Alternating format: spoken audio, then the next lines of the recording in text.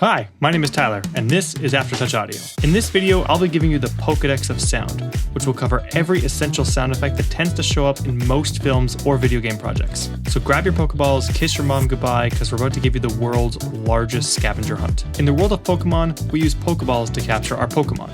We train our Pokemon, build up a team, and become the champion. Along the way, we capture additional Pokemon, give them funny nicknames, I'll call him Hamilton, and store them for later. High-level Pokemon are usually more difficult to capture, and by using higher-level Pokeballs, we can make the capturing process much easier. Some Pokemon you can only capture by trading with friends that have a different game than you, or who live in different regions. You might have already made the connection here, but I love to think about sound design the same way I think about Pokemon. Just like in Pokemon, we have tools to capture our sounds, and just like Pokemon, we have some sounds that are harder to capture than others. When we do capture our sounds, we need to train them, evolve them with layering, processing, or trading with others. Let's look at the different levels of sound that you'll find within your region. Level 1 to 5. These sounds can be commonly found around your home, friends, or family's homes, like doors, cracks, squeaks, appliances, etc.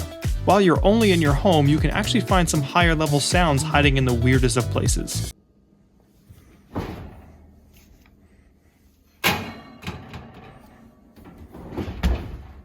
You're gonna do great! Level 6 to 25. To capture these sounds, you might have to go out in the world and explore. You can find things like wild cars, engines, some wildlife, ambiences, rocks, water, wood, and so much more. By exploring the environment around you, you'll find all sorts of cool and exciting sounds to record. Level 26 to 40. These sounds can be found in some reasonably accessible areas like your local junkyard, churches, on a hiking trail, the zoo, or even spending some time camping. These sounds are the reason why I like to take my Sony recorder with me everywhere I go, as you never know what kind of powerful sounds you might stumble across within your journey. Level 40 to 60 plus. These sounds can usually be found in the wild, but are usually trained up from sounds you've already recorded from the previous levels. This is where you take your experience as a sound design master, and layer recordings, apply tons of processing, and resample the sounds that you've already captured or traded with others. Whooshes, impacts, ray guns, sci-fi weapons, lasers, thunders, spaceships. You can find all kinds of sounds within these categories. Legendary sounds. These sounds are usually once-in-a-lifetime sounds, the rarest of the rarest sounds. They can be anything from an organized recording event, like recording cannons firing, cars being destroyed, helicopters flying, a 66 tuba ensemble, or any number of ultra-rare sounds you can think of. Some legendary sounds you might only have one chance to capture, like explosions, rare weather, trees falling, or sampling the call of the very last dodo bird.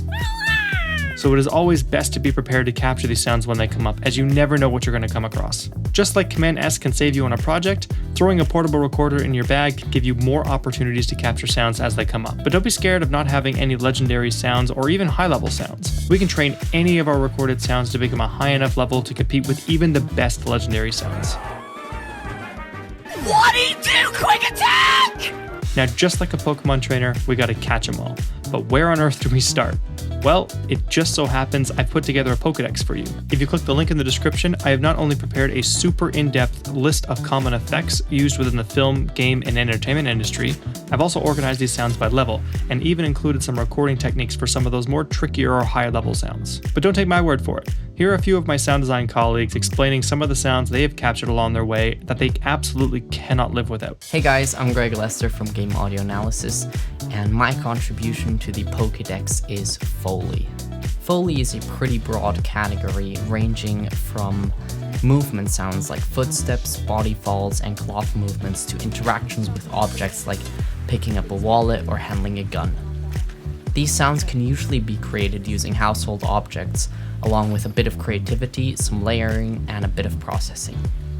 To demonstrate this, here's an example of me using an old handheld cassette recorder as gun handling.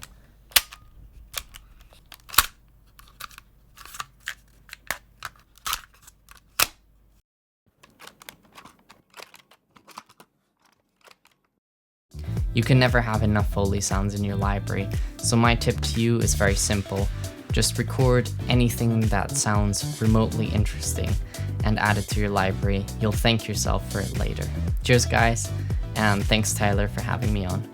Hey, it's Vanessa from Sound Design 101. Big thanks for Aftertouch Audio for having me on. So what would be my sound Pokedex? I would have to say Whooshes are going to be your best friend because there's so many ways to convey feeling within that whoosh, and there's just so much movement when you're working on stuff. If you have a ton of whoosh library, just a ton of whooshes, make your own, like you really can't go wrong with that. You're always going to use it pretty much on every single project that you do. Next up would be footsteps. I find that really good footsteps are hard to find because it's not only the performance factor, it's how it was captured and then like what surface it's on and all that. It covers everything. So every type of surface, every type of performance, type of shoe. And it really did help when I was doing all these post-sound projects all on my own and having a library that covered all of that, covered all of the different walking or running or jogging, and then the type of shoe and then the type of surface it's on. It really, really helped. Next up, adding on top of those footsteps, I would say cloth movement. Cloth movement can really go a long way of selling a sound. And once you have like a really good kind of fabric to build upon, you can use it on pretty much anything.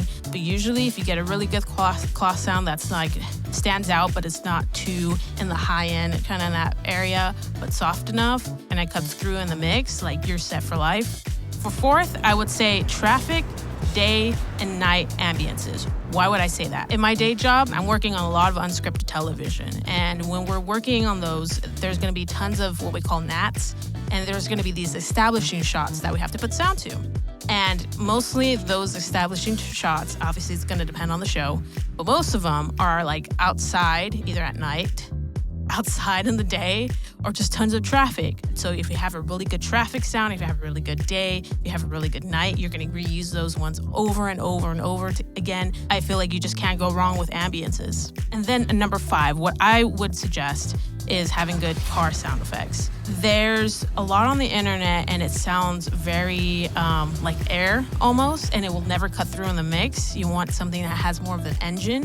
One of my tricks for having good car sounds is that even when it's in an interior shot of the car, again, it sounds like air. It doesn't really cut through in the mix. And so what I do is I get the exterior car recordings and I just do a low pass. And so you still get some of that engine characteristic to it, but you don't have that airy kind of sound where you can barely make out an engine's happening. So those are my 5 top sounds that I've used every day, both in my freelance world and both in my full-time day job, working on scripted television. And yeah, I really hope that helps you out. Thanks for having me again. It's Vanessa from Sound Design 101.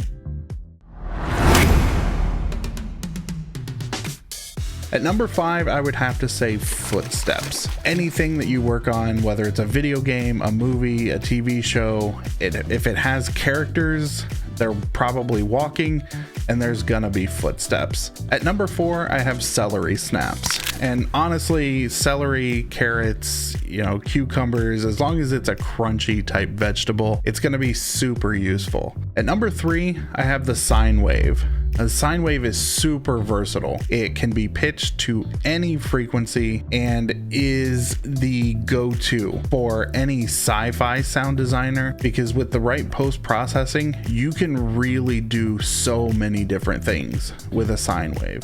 At number 2, I have the sound of a kick drum. The kick drum is perfect for impacts, explosions.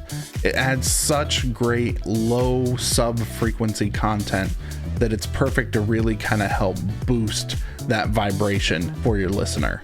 And last but not least, at number 1, my ultimate, if I had to pick any one sound to be in my library, it's going to be white noise. White noise is super versatile because it literally contains every frequency. It's especially great for explosions, glass breaking, anything chaotic. If you mix in a little white noise, it really just kind of helps fill out that frequency dynamic. First of all, whooshes. I use them every time when I want to spice up some movement or transition. Carve, spell, gunshot. Second, stingers, boomers, or whatever you want to call it. New game button.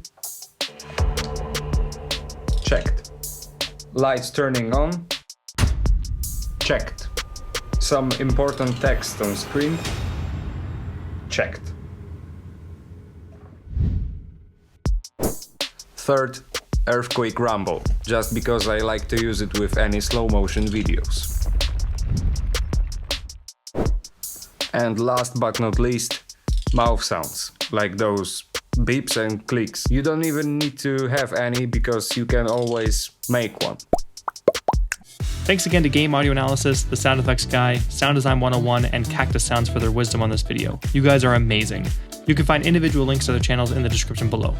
And just like always, here are some tips and tricks to close this video out. Record multiple variations of the same sound if at all possible. In video game and film projects, it is extremely common to create multiple variations of the same audio asset, and this means having multiple takes of the same style of sample. When I export these sounds, I usually throw them all on one audio track so I have multiple variations within the same audio file. Record more than you think you need for all ambiances and longer sustained sounds like car idles. It is very common for a scene to run over 2 minutes, and in some cases, characters can spend up to 5 to 10 minutes in the same location. Having ambiances that loop constantly is a big no-no in film, as any sounds like birds, creaks, animal calls can sound very loopy. Plus, there is nothing worse than purchasing a sample library that has a very specific ambience that you need and have it only be 16 seconds long. If you can, throw more microphones at it. For most sounds, one microphone will do just fine. Most sounds that you use within the film and video game industry will be monophiles. So having a single perspective on things like doors and footsteps is more than often enough. But recording things like cars, guns, boats, helicopters, and even ambiances benefit from having multiple microphone positions. Or a mechanic in a video game that allows you to change the perspectives of a car, you want that perspective to not only be captured, but also to be a part of the same recording, so you can seamlessly transition from one perspective to another. Sampling is a marathon, not a race. While this list might look large, keep in mind that many people have tens of thousands of hours recording, processing, and organizing their sample libraries. If you have some free time, try working through this Pokedex and organize your very own sample library. Not only will this help speed up your workflow in the future, but it will also keep your clients happy with faster turnaround times and higher quality content. And last but not least, have fun. Sound design is something that should be enjoyed. Where others take their cameras, we take our microphones. If you genuinely enjoy the process of sampling, it will show in the quality of your samples. So remember to always have fun and don't be afraid to go make some noise. If you enjoyed this video, please consider smashing that like and subscribe button. I've also left links to everyone's YouTube channel in the description that participated in this video. Go check them out, they make some amazing content. Now go make some noise.